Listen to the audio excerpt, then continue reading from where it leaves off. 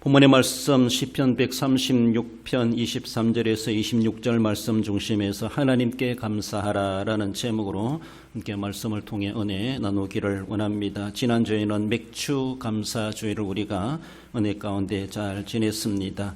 여러 가지로 우리가 감사해야 될 일들을 생각하고 지난 반년을 생각하고 지난 날들을 생각해 보며 감사하는 것, 일회용적으로 절기적으로 연중행사로만 끝나는 것이 아니라 우리의 모든 삶 속에서 주어진 환경이 어떠하다 할지라도 하나님 앞에 감사하는 그런 삶을 또한 그런 자세를 잊지 말아야 할 것입니다. 감사의 유일한 대상은 우리 하나님이시다라는 것이죠. 그렇습니다. 하나님께 감사하지 않으면서 어떤 다른 대상, 어떤 다른 사람에게 감사한다고 하는 것은 어쩌면은 아무런 효과 없는, 뿌리 없는 그런 일이나 다를 바가 없다라고 말할 수 있습니다. 하나님께 감사한다는 것은 결코 부단할 일이 아니고 손해볼 일이 아니고 결코 헛된 일이 결코 아니라는 것이죠.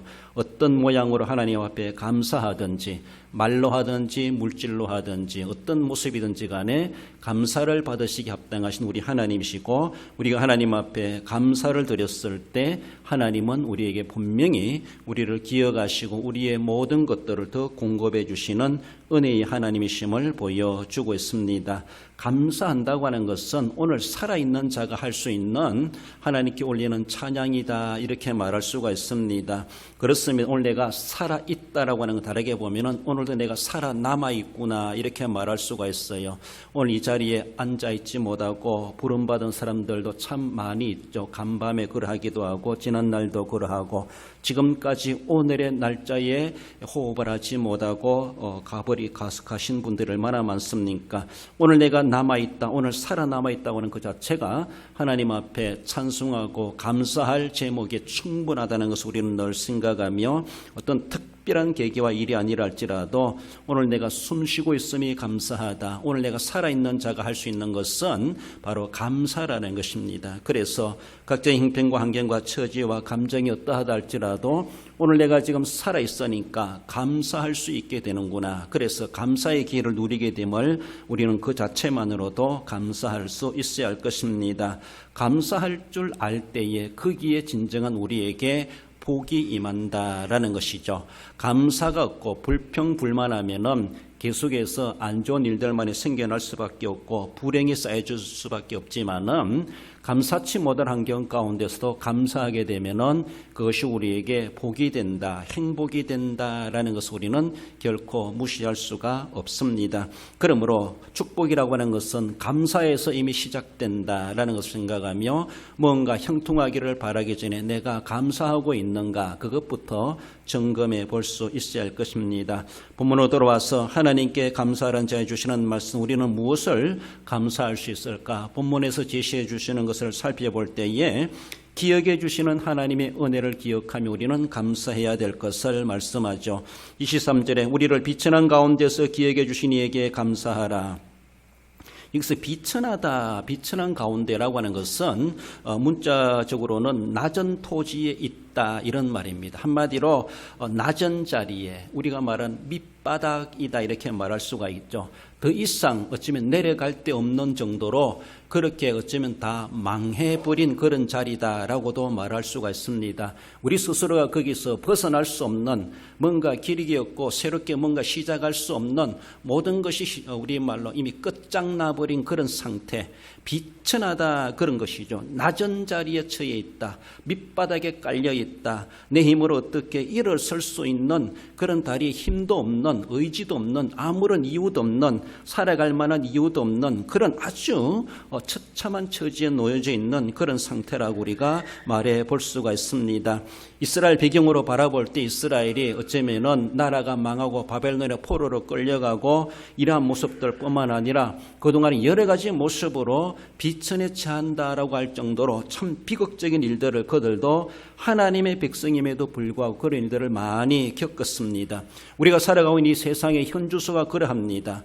오늘의 안전하고 오늘의 평안한 것 같지만 또 오늘의 내일에 무엇이 일어날지 어떤 일이 일어날지 우리는 내다보지도 못하고 오늘도 든든하게 살아가고 있음을 볼 수가 있죠.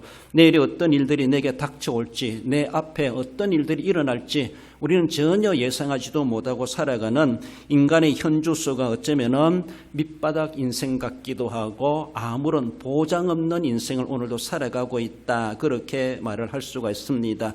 생각지도 못한 사람들이 사고를 당하고 그리고 또 어쩌면은 희생당하는 그런 사람들을, 그런 모습들, 그런 사건들을 수없이 우리는 듣고 보고 접하고 있고 남의 일이 아니라는 것을 우리도 다 인식하고 있습니다. 그만큼 우리의 모든 상태라는 것이 비천한 가운데 놓여지는 인간의 상태라고 하는 것을 말씀하죠. 그렇습니다. 이미 원론적인 모습에서도 죄가 이 세상에 들어와서 우리의 모든 행복을 깨어버리고 파괴해버리고 우리들 하여금 불행하게 만들고 저주에 거하게 하고 정말로 하나님의 은혜에서 동떨어지게 만드는 그런 죄 때문에 이 세상은 이런 일들이 벌어지고 있고 원치 않는 그런 일들을 우리는 겪고 살아가고 당할 수밖에 없다라고 말할 수가 있습니다. 이런 처지에 있는 모든 세상이라는 것을 말하고 세상에 있는 모든 사람들이 하나님 보실 때에 비천한 가운데 처한 인생이다라는 것을 성경은 이미 그렇게 말씀하고 있습니다. 예외가 없습니다. 모든 사람들이 가졌다 할지라도 권세했다 할지라도 뭔가 누리고 살아간다 할지라도 하나님이 보실 때 그 인생도 참 비천한 가운데 처하고 있는 인생이다라는 것을 말해볼 수가 있습니다. 우리가 비행기 타고 가면서 아래를 내려볼 때 아무리 높은 빌딩이라 할지라도 또 낮은 집이라 할지라도 똑같이 보이고 다 정말로 비행기 아래에서 내려다보는 그 높은 빌딩도 별것 아니로구나 이렇게 볼 수가 있죠. 그렇습니다.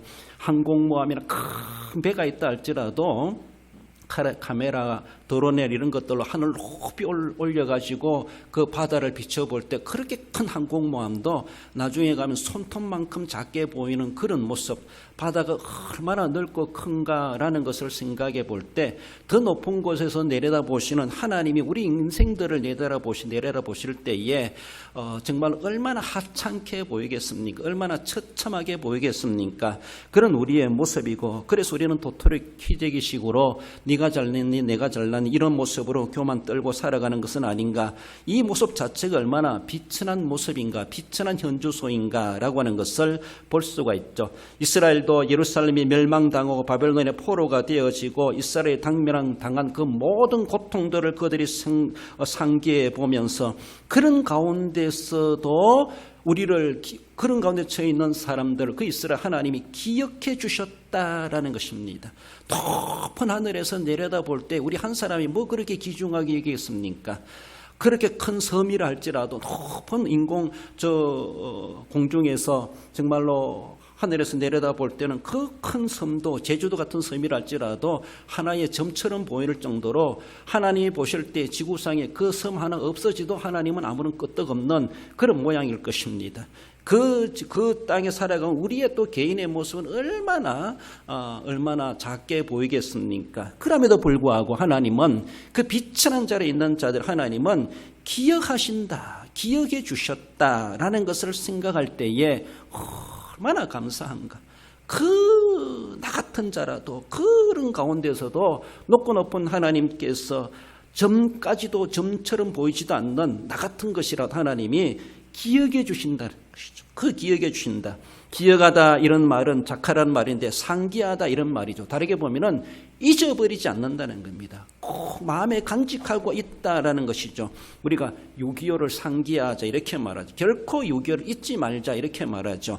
하나님께서도 우리는 비천한 가운데 놓여있지만 우리를 그렇게 기억해 주시는 하나님, 나 같은 것을 잊어버려도 그만일 것 하나님은 결코 잊어버리지 않으시겠다라는 것이죠. 그것을 생각하니까 하나님의 기억 속에 내 이름이 남아있고 나라는 얼굴이 떠올려지고 있고 하나님의 기억 속에 내가 그게 존재하고 있다고 생각할 때에 얼마나 뿌듯합니까? 얼마나 감사합니까? 하나님이 생각해 주시는 것, 하나님이 기억해 주시는 것, 나 같은 것이라도 내 이름 석자를 잊어버리지 않고 계시다는 것. 세월이 가도 환경이 가도 무엇이 어떤 상황이 변한다 할지라도 하나님은 옛날도 그러고 지금도 그러고 앞으로도 우리를 기억해 주시고 우리를 잊지 아니하시겠다라는 것이죠. 우리 하나님은 그런 하나님이십니다. 결단코 우리를 잊어버리시는 하나님이 결코 아니시라는 것이죠. 우리 개인의 역사도 우여곡절도 많지만 우리 국가와 민족적인 모습에서도 일제강점기의 우상숭배를 배격하고 유일신앙을 지키고자 했던 그 믿음의 성도들을 하나님은 잊지 않으셨습니다. 비록 36년, 35년, 36년이라는 일제강점기를 경험했지만 하나님께서는 그 고난 속에서도 유일신앙을 지키고자 했던 하나님의 사람들을 기억하셔서 그들을 위해서라도 우리나라를 해방케 하시고 자유를 주신 우리 하나님이 기억해 주신 은혜의 결과이다라고 말할 수가 있습니다. 해방되기도 바쁘게 6.25 전쟁에 터져가지고 공산화 될 위기가 당면했지만은 그래도 하나님은 한국교회를 생각해 주셨구나. 한국교회를 기억해 주셨구나.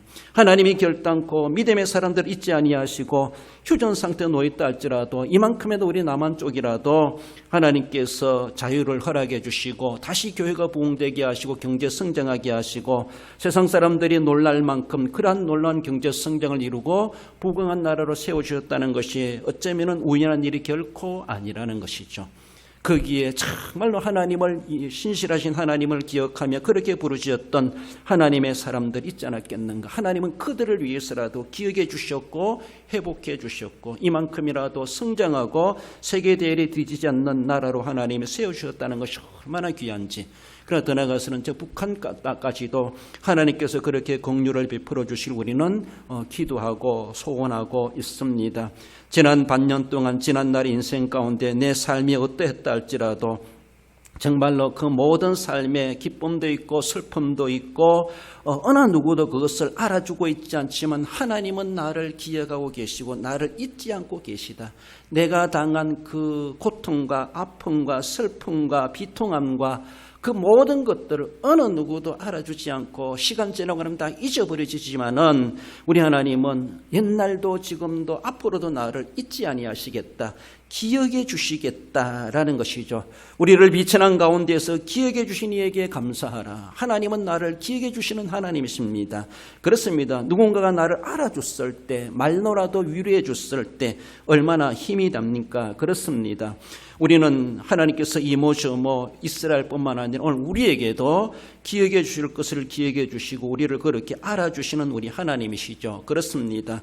우리의 전능하신 하나님께서는 바로 안고 일어섬을 알고 우리의 마음속 생각까지도 아시고 우리의 머리털까지도 세신 바 되신다. 그렇게 말씀하십니다. 하나님이 기억하지 않는 것이 있는데 딱 한 가지가 있다면 우리가 회개한 죄는 기억하지 않으시겠다는 겁니다. 이것이 하나님의 은혜입니다. 그렇지 않습니까? 우리가 회개하여 하나님께 용서받은 죄는 다시는 기억하지 않겠다. 내가 다시는 그것을 거론하지 않겠다. 예수 그리스도의 보혈로 구속함을 받은 우리의 죄이기 때문에 우리가 회개하여 하나님 앞에 자복하여 용서받은 그 죄, 우리가 회개한 죄에 대해서 하나님은 다시는 기억하지 않겠다. 그러나 우리 다른 것들에 대해서 하나님 다 기억해 내시고 우리에게 긍정적인 은혜를 베푸시는 우리 하나님이십니다. 나의 문제를 알고 아픔을 알고 나의 고통을 알고 나의 기도 소리를 알고 나의 소원을 알고 나의 신음 소리를 알고 내 마음속에 무엇이 담겨 있는가 그 부르짖는 울부짖음도 주님은 다 기억하고 계시는 하나님의 전지전능의 기반으로 해서 우리를 그렇게 기억해 주시는 우리 하나님이시다라는 것입니다. 잊을 것을 잊어버리고 기억할 것을 기억해 내시고 잊지 말아야 될 것을 잊지 않으시는 우리 하나님이시다라는 것이죠. 우리 하나님께서 무엇까지 기억하시는가라면 읽어볼까요? 마가복음 9장 41절입니다. 누구든지 너희를 그리스도에게 속한 자라 하여 물 한 그릇 주면 저가 결단코 상을 잃지 아니하리라. 할렐루야. 그렇습니다. 목마른 자에게 그저 물 한 그릇 그렇게 대접했는데 그것조차도 하나님은 기억해 내시고 잊지 아니하시고 하나님께서 갚아주시겠다. 하나님이 갚아주시겠다.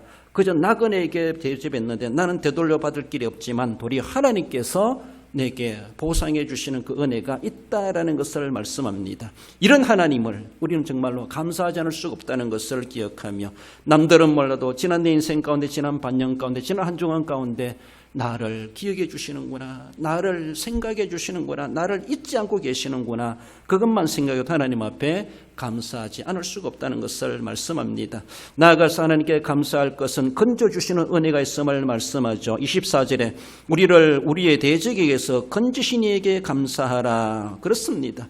우리 사람들은 모두가 다 이미 이러한 비천한 현주소를 가지고 있기도 하지만은 건짐받아야 될 처지에 놓여지는 인생이라고 하는 것을 전제하기도 합니다. 세상에는 모든 사람들이 하나님이 건져주셔야만이 건짐을 받을 수 있는 그런 처지에 놓여져 있는 인간의 현주소를 가지고 있죠.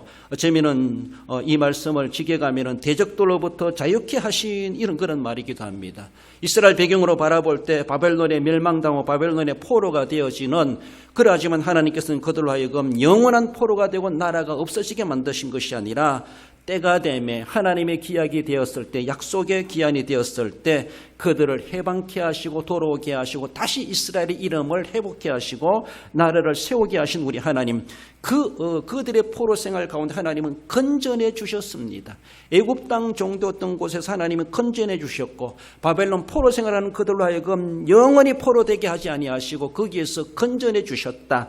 그래서 억압받지 아니하고 노예란 신분이 아니라 자유인이 되게 하시고 해방케 하시고 그들로 하여금 자기들도 나라를 세우고 자기들의 주권을 인정하며 이 지구상에 살아가게 하신 것을 역사적인 배경으로 하고 있다, 그렇게 말을 하기도 합니다.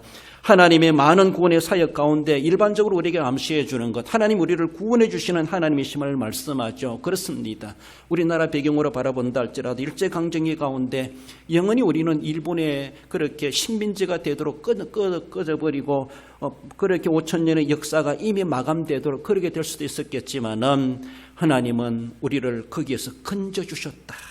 국가와 민족적인 은혜를 우리는 받았다는 것을 결코 부정할 수가 없습니다. 6.25 전쟁으로 완전히 폐허되고 공산화될 수밖에 없는 그런 가운데서도 더 나아가서는 전후에 폐허되고 가난 속에 허덕이는 우리나라, 지구촌에서 없어질 수밖에 없는 그런 처지에 놓였지만 하나님은 거기에서 전쟁에서 건져주시고 폐허됨에서 건져주시고 가난에서 건져주셨습니다. 많은 재난이 있고 지변이 있고 전염병이 있고 질병과 사건 사고가 난무하는 세상에 살아가고 있지만은 오늘도 우리가 숨쉬고 있다고 하는 것은 하나님이 건져주셨다는 것이죠. 뭔가 건짐을 받아야 건짐을 받는 것, 건져준 것이 아니라 건져낼 것이 없다, 오늘도 안전하게 지켜주고 계시다는 것 자체가 우리는 건짐을 받은 삶을 살아가고 있다라는 것입니다. 그렇습니다. 그러므로 하나님께서 오늘도 우리의 생명을 위협하는 세상 가운데서 우리를 건져주시고 돌봐주시고 이만큼이라도 건강하고 안전하게 살고 있게 하신 그 은혜를 우리는 생각할 때에 감사하지 않을 수가 없다라는 것입니다. 오늘을 존재케 한 오늘의 시간에 나를 하여금 존재하게 하신 하나님, 그렇습니다. 많은 사람들이 왔다가 떠나가 버립니다. 그렇습니다. 그 모든 우리의 생사도 하나님이 주관하시지만은 오늘도 내 생명을 주관해 가시는 하나님, 나로 하여금 오늘에 숨쉬게 하시고 오늘도 하나님이 건져주시는 은혜를 누리게 하시는 하나님, 하나님이 건져주신 은혜를 누리고 있으니까 우리는 오늘도 안전하게 오늘도 살아가고 있다는 것이죠. 그 우리 안전의 배경에는 하나님의 건져주시는 은혜가 깔려 있다는 것이죠. 그 기반이 우리가 오늘도 이만큼이라도 건강하게 살아가고 있다라는 것을 우리는 결코 부정하지 않고 인정하고 감사하지 않을 수가 없습니다. 오늘 이렇게 이만큼 이렇게라도 살아있고 그 자체가 감사의 제목이며 살아있게 하신 생명의 주권자 하나님 앞에 감사 찬송함이 지극히 마땅하다라는 것입니다. 그렇습니다. 궁극적으로 우리가 어디에서 건짐을 받았느냐, 성경은 전제하는 것은 억만죄악 가운데서 지옥에서 그 죄악에서 하나님의 영벌받을 우리의 현주소이지만 거기에서 예수 그리스도를 이 땅에 보내셔서 그의 구속의 제물 되게 하심으로 말미암아 그가 우리를 위해서 십자가의 희생 제물로 삼으시고 우리가 죽어야 될 그 자리에 예수님을 희생케 하심으로 우리의 모든 죄까지도 십자가에 매달아 다 사라지게 하셨다라는 것입니다. 우리를 구속하신 하나님의 그 은혜, 우리를 억만죄악 가운데서 흑암의 권세 우리를 건져주신 하나님, 지옥 갈 그 불 위에서 거기서 우리를 빼내주신 하나님, 나를 거기서 뽑아내주신 하나님, 나를 거기서 끄집어내주신 하나님, 나를 거기서 건져주신 하나님, 건져줄 뿐만 아니라 이제는 그리스도 안에서 영원히 하나님의 나라를 소망하며 안전하게 살아갈 수 있도록 성령으로 돌봐주신 우리 하나님, 예수님이 부활하시면 우리의 삶을 위해서 우리의 생명을 위해서 부활하셨습니다. 죽으시고 부활하시고 그것처럼 우리 모든 죄가 죽고 우리는 그리스도 안에서 새 생명을 주시는 주님의 부활의 첫 열매에 참여케 하신 하나님의 그 은혜, 우리를 거기에서 건져주시는 우리 하나님이시다라는 것입니다. 애굽에서 건져주시고 바벨론에서 건져주시고 일제강점기에서 건져주시고 6.25 동란에서 건져주시고 폐어더미 가난의 우리를 건져주시고 오늘에 이르기까지 하게 하신 하나님, 그렇습니다. 여러 가지 많은 어려움이 있었지만 그 모든 가운데서 우리를 오늘도 있게 하신 하나님은 하나님의 건져주심의 은혜의 결과라는 것을 우리는 결코 인정하며 감사할 수 있어야 될 것을 말씀하십니다. 우리를 우리의 대적에게서 건지신 이에게 감사하라. 세상엔 우리를 대적하는 자들이 얼마나 많은지 몰라요. 인적이든 물적이든 환경적이든 여러 가지 우리를 엄습해하고 우리의 생명을 위협하는 그런 일들이 세상에 늘 도사리고 있다라고 말할 수가 있습니다. 무슨 일을 당할는지 알지 못하는 가운데 눈에 보이지 않는 그 대적이 나를 공격하고 있습니다. 그렇지 않습니까? 눈에 보이지 않는 코로나가 우리를 그렇게 힘들게 만들게 됐습니다. 그렇지 않습니까? 눈에 보이는 적만이 적이 아니라는 것이죠. 총을 들고 와서 나를 위협하고 칼을 들고 오는 그런 원수들, 그들만이 우리의 대적이 아니라 정말로 영적이든 육적이든 우리를 위협하는 그런 대적들 가운데서 우리를 건져주시는 우리 하나님, 우리를 거기서 돌봐주시는 하나님, 우리를 지켜주시는 하나님이시다라는 것입니다. 그러므로 결단코 굳세고 받은 하나님의 백성들을 침륜에 빠지게 하지 아니하시고 저주에 거하게 하지 않으시는 우리 하나님이십니다. 우리를 낭패당하여서 거기에 머물러 있도록, 거기에 빠져 있도록 내버려 두시는 하나님이 결코 아니시라는 것이죠. 오늘 우리가 당면한 문제가 무엇이냐, 거기서 우리를 건져주실 수 있는 분은 하나님이십니다. 그 하나님이 우리를 알아주시고 기억해 주시고 우리를 건져주시는 하나님, 건져주심의 구원의 손길이 우리를 결코 외면하지 아니하시고 우리를 건져주시고 우리를 구원해 주시고 우리를 보란듯이 세워주시는 우리 하나님이 계시다라는 것을 우리는 늘 기억해야 할 것입니다. 우리 하나님께서는 우리를 오늘도 건져주셨다는 것을 기억하며 뭔가 큰 사건 사고 속에서 구사일생으로 정말 살아남았다, 이런 것을 그것만이 결코 아니라는 것이죠. 우리는 뭔가 큰 그런 것들을 경험해야 하나님이 나를 건져주셨구나 이렇게 생각할지 몰라요. 그걸 정말 원한다면은 하나님이 그런 일도 겪어보게 하지 않으시겠는가 생각이 듭니다. 그런 일을 겪어야만이 하나님 나를 건져주셨구나 실감하시겠습니까? 그런 일을 안 겪고도 아는 것이 은혜입니다. 그렇잖아요? 죽을 병에 걸렸다가 살아나야지 하나님 나를 살려주셨구나, 그래야지 우리가 하나님의 은혜로구나, 하나님 나를 살려주셨구나 실감하겠습니까? 그걸 원하는 하나님은 그럼 나 한번 겪어봐라 이렇게 할 수도 있습니다. 우리는 그럼 겪지 않아도 일상적인 삶에서 하나님이 나를 오늘도 돌봐주셨구나, 보호해 주셨구나, 나는 실족하여 빠질 수 있었는데 그 자리에 빠지지 않게 하셨구나, 이미 건져주신 거나 똑같아요. 그건요 얼마나 귀한 것입니까? 그럼 일상적인 삶 속에서 하나님이 날 오늘도 건져주셨구나, 다르게 보면 나를 지켜주셨구나, 애시당초 빠지지 않게 하셨구나 라는 것을 생각할 때에 우리 이미 건져냄을 받은 은혜를 누리고 있음에 대해서 우리는 정말로 감사하지 않을 수가 없다라는 것입니다. 그렇습니다. 어떤 가운데서도 이만큼이라도 있게 하시고 건져주심에 대해서 우리는 감사하고, 더 나아가서는 억만지하 가운데서 흑암의 권세에서 지옥의 그 구렁텅이에서 나를 빼내주신 그 은혜, 예수님을 믿었다는 그 이유 때문에 믿게 하신 것도 하나님의 은혜인데, 또는 나를 믿게 하실 뿐만 아니라 그 믿음을 보시고 내가 무엇이간데 그 비천한 자리에서 그 제약 가운데서 멸망의 자리에 나를, 예수님을 보셔서 나를 건져주셨구나. 나는 우리는 구속의 은혜, 구속의 감격 결단코 잊을 수가 없습니다. 육신적으로 비록 원치 않는 일들을 겪고 낭패다 할 만큼 그런 실패의 경험이 있다 할지라도 하나님은 우리를 향하신 구원의 손길은 결코 변함이 없다는 것이죠. 그렇습니다. 결코 변함이 없으시고 결코 우리를 구원해내시고야 마시는 우리 하나님이시다라는 것입니다. 우리 시편 147편 1절을 읽어봅시다. 할렐루야. 할렐루야. 우리 하나님께 찬양함이 선함이요 찬송함이 아름답고 마땅하도다. 할렐루야. 그렇습니다. 이유 없습니다. 모든 것이 이유입니다. 모든 것이 찬양할 만한 이유라는 것이죠. 우리 하나님께 찬양함이 선함이요 찬송함이 아름답고 마땅하도다. 오늘 내 사정이 어떠하든지 현주소가 어떠하든지 우리는 하나님을 찬송함이, 그것이 아름다움이요 내 인생의 행복이요 마땅히 해야 될 도리라는 것을 말씀합니다. 마지막으로 하나님께 감사할 것은 음식을 주시는 하나님께 감사해야 될 것을 말씀하죠. 25절에 모든 육체에게 먹을 것을 주신 이에게 감사하라. 먹을 것이라는 것은 레헴이라는 그런 단어인데 음식이다, 빵이다 이런 말로 번역되기도 합니다.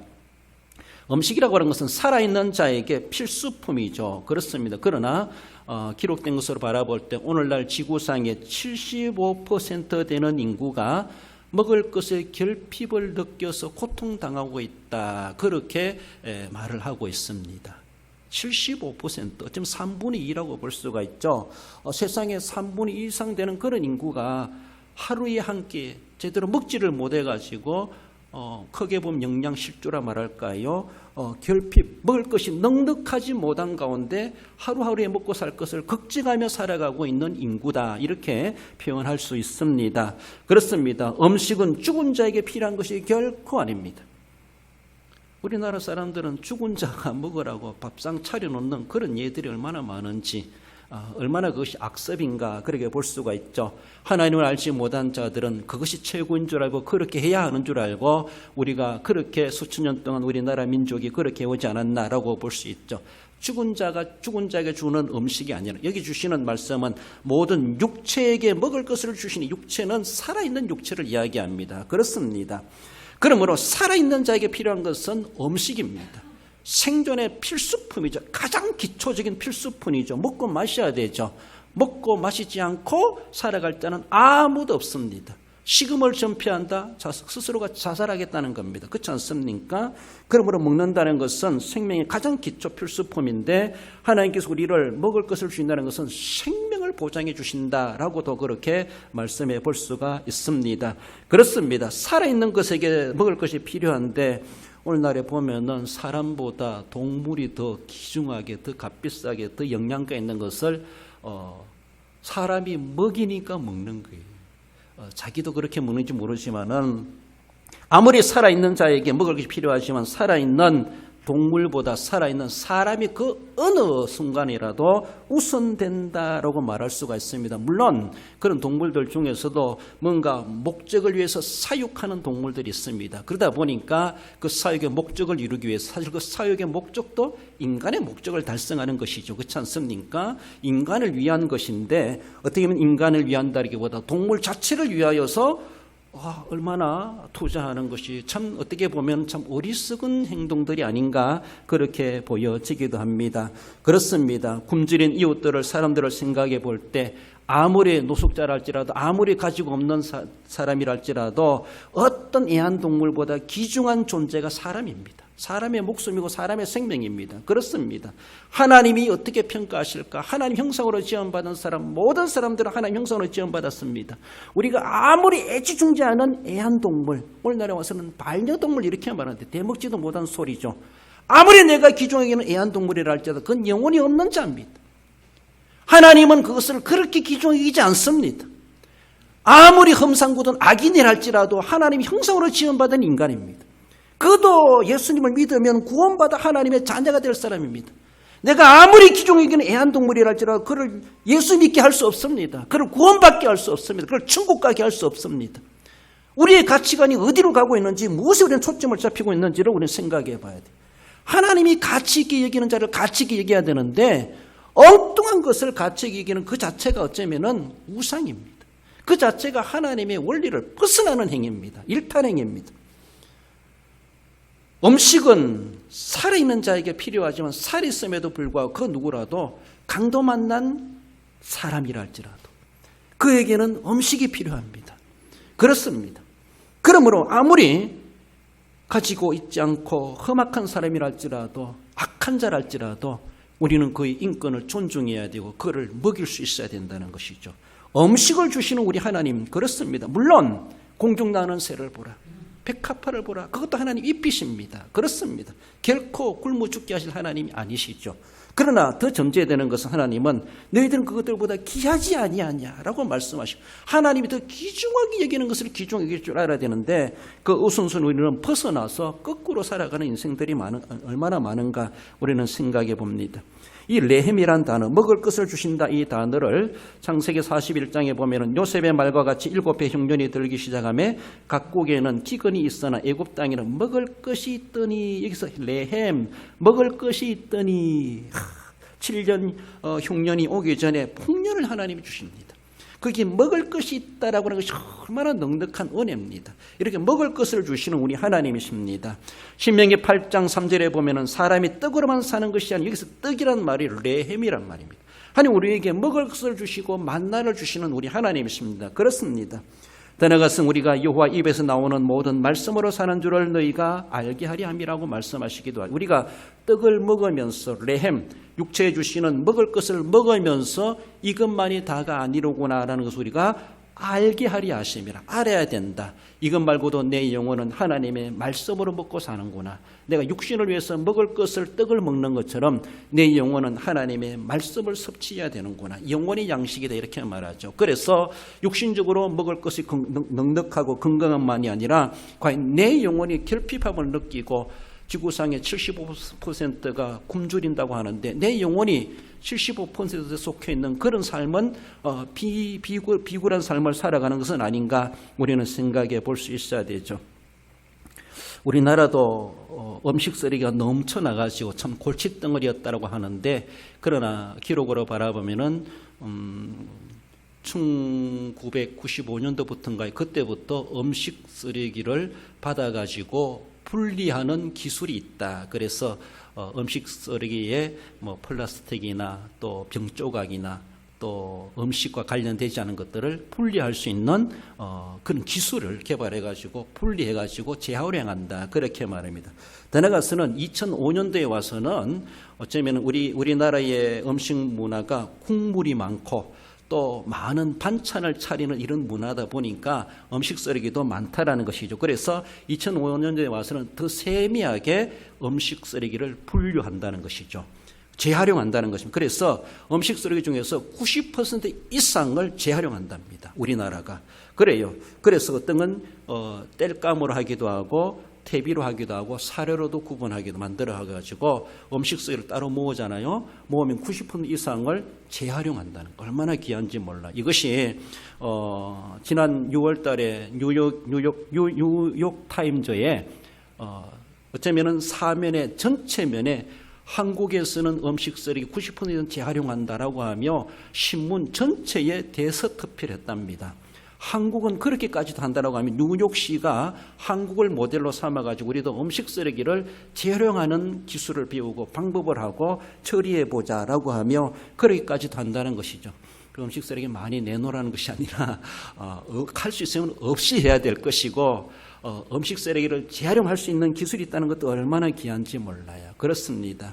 그러므로 우리는 차고 넘치는 그런 가운데 살아가고 있으니 우리는 얼마나 감사한지 몰라요. 버리는 것도 없어가지고 굶주린 지구상에 있는 사람들, 이런 말이 있어요. 냉장고에 음식이 있고 등에 옷을 걸치고 머리 위에 지붕이 있고 잠잘 장소가 있다면 당신은 지구상 75%의 사람들보다 부유한 것입니다. 부유한 것입니다. 식사를 하고 오셨습니까? 옷을 입고 오셨습니까? 지붕 있는 집에서 잠을 주무시고 오셨습니까? 여러분들은 75%의 지구상의 인구보다 부유한 자입니다. 75%가 이 조건이 맞지 않게 살아가는 사람들이 75%가 된다는 것이죠. 비가 오면 걱정이 들고 무엇을 입을까 무엇을 먹을까 이렇게 1차적인 생명 유지도 안 되는 그런 사람들이 75% 지구상이 오늘도 그렇게 허덕이며 살아가고 있음을 생각할 때 오늘 우리는 얼마나 정말 사치스러운가. 이래도 감사하지 못하다면은 하나님이 너들도 한번 겪어볼래? 라고 하면 어떡하겠습니까? 우리는 감사해야 될 때 감사할 줄 알아야 되죠. 그렇습니다. 진심으로 감사할 줄 안다라면 당신은 축복받은 사람입니다. 이렇게 말해요. 누가 복 있는 행복한 사람인가? 감사할 줄 아는 사람이 행복한 사람이라는 것이죠. 가난한 나라에 있는 사람 우리보다 행복지수가 높다 이렇게 말하죠. 그런 가운데 그들은 감사할 줄 압니다. 비교적으로 우리보다 경제수준이 낮다 할지라도 신앙의 자유가 없다 할지라도 그렇습니다. 그러므로 음식을 주신 하나님, 오늘도 내 생명을 지켜주신 하나님이 계시는구나. 이것을 우리는 정말로 감사하지 않을 수가 없다는 것을 생각하며 감사하지 못하다면 우리는 정말로 가난한 부자로구나 이렇게 말할 수가 있습니다. 우리 마태복음 6장 26절 읽어봅시다. 공중의 새를 보라. 공중의 새를 보라. 심지도 않고 거두지도 않고 창고에 모아 들이지도 아니하되 너희 하늘 아버지께서 기르시나니 너희는 이것들보다 귀하지 아니하냐. 할렐루야. 그렇습니다. 또 한 구절 읽어봅시다. 요한복음 6장 35절입니다. 예수께서 이르시되 나는 생명의 떡이니 내게 오는 자는 결코 줄이지 아니할 터이요 나를 믿는 자는 영원히 목마르지 아니하리라. 할렐루야. 그렇습니다. 우리 하나님께 우리 육신의 양식뿐만 아니라 예수 그리스도를 우리가 떡 먹듯이 물 받듯이 우리가 성찬식을 하는 것처럼 예수님은 생명의 떡이로다, 생명의 물이로다 라고 요한복음 6장에서 말씀하십니다. 예수 그리스도를 믿는 그 자체가 내가 예수님의 생명의 떡을 내가 먹는 겁니다. 우리가 먹어야 사는 것처럼 오늘도 음식을 주신 하나님, 육체를 위해 음식을 주신 하나님, 우리 영혼을 위해서 예수님을 보내주셨습니다. 할렐루야. 그렇습니다. 예수님을 믿는 자에게, 나를 믿는 자는 영원히 목마르지 아니하리라. 하나님께서 우리에게 이런 양식을 주셨다라고 생각할 때 우리는 늘 영적이든 육적인 하나님 앞에 감사하지 않을 수가 없다는 것을 늘 생각하며 오늘의 모습에서도 적으나마 75% 인간 그 사람들 보다가도 감사의 조건 그것만 봐도 하나님 앞에 감사하지 않을 수가 없다는 것을 기억하며 우리보다 못한 일을 생각할 때 내가 무엇을 두고 감사하지 못할까? 오늘의 처지가 어떠하다 할지라도 하나님 앞에 우리는 감사할 수 있어야 할 것입니다. 말씀을 맺습니다. 우리 성도 여러분, 비천한 자를 기억해 주신 우리 하나님 앞에 우리는 늘 감사하십시다. 나 같은 것이라도 이렇게 기억해 주시구나. 나를 잊지 않고 지금도 기억해 주고 계시는구나. 그 하나님이 얼마나 감사한지 고마운지 우리는 감사할 수 있어야 할 것입니다. 많은 대적들에게서 건져주신 하나님께 우리는 감사해야 돼요. 오늘도 우리에게 수많은 우리를 위협하는, 우리를 어렵게 만들고 우리를 슬프게 만들고 고단하게 만들고 우리를 힘들게 만들고 고통스럽게 만드는 눈에 보이든 안 보이든 여러 가지 대적들이 우리에게 대적이 오지만은 거기서 우리를 건져주시고 지켜주시는 하나님이 계시다는 것을 우리는 생각하며 또 앞으로도 지켜주실 것을 내다보며 감사할 수 있어야 할 것입니다. 그렇게 하시는 분은 오직 우리의 하나님밖에 없으시다라는 것이죠. 귀하게 여겨서 영육에 먹을 것을 주신 우리 하나님, 영적이든 육적이든 우리에게 필요를 생명을 위해서 공급해 주시는 우리 하나님께 우리는 감사하며 늘 인자하게 은혜를 베푸시는 우리 하나님이시다라는 것을 기억하며 인자하신 하나님 앞에 감사함으로 그 은혜에 보답해 드리고 그 모습을 나타내 드리고 날마다 감사 찬송하며 승리하며 살아가시는 우리 성도 모두가 되시기를 주님의 이름으로 축원드립니다.